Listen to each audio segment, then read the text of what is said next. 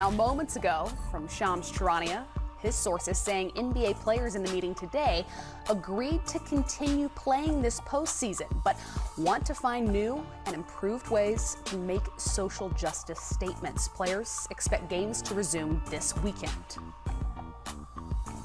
Now, our Stephanie Reddy, again, continuing to stand by in the, I would imagine, getting hotter by the second Orlando bubble. So we so appreciate you and your time, Stephanie. First and foremost, tell me what we've heard about this meeting, how it went, and what the outcome now has been. Yes, so Kristen, I have texted with a couple of different players, and they are telling me that they are expecting to play. That's been the word. In terms of when they will begin, it's not supposed to be today. There's still some uncertainty. One of the players told, and I apologize for my pausing. I'm looking down at my phone because I'm receiving text messages as we're speaking right now. Go for it. Read them live. Yeah.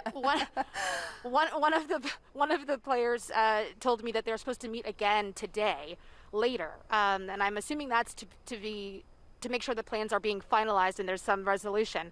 That meeting will be attended by team reps only, so it will not be fully populated by the entire body of the people that are here in the bubble.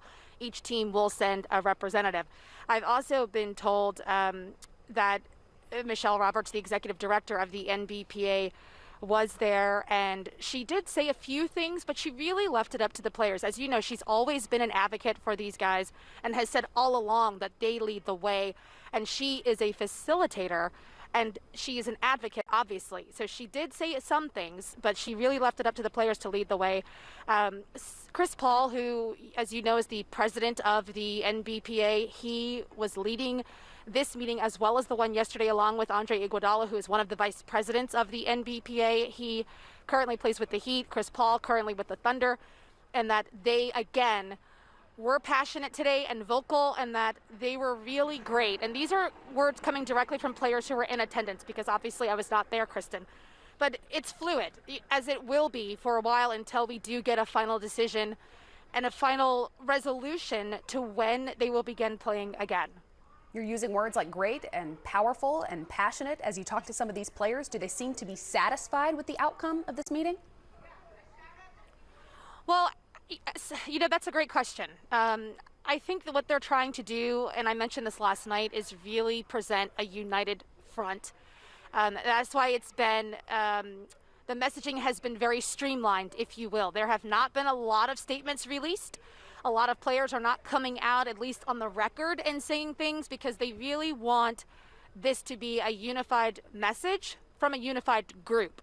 So I think that they're pleased with the progress. I think they're certainly pleased with the attention that they've gotten, and that's really the point, right? When you do something like this, when you boycott a game, especially in the NBA playoffs, the purpose is to have people pay attention to what the message is that you're trying to display.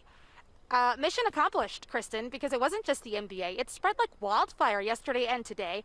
The WNBA, Major League Baseball, Major League Soccer, tennis, the women's circuit, all of those organizations and teams stepped up in solidarity with the NBA in protest. So I think that initial mission has been accomplished, and now we will see what happens as they progress.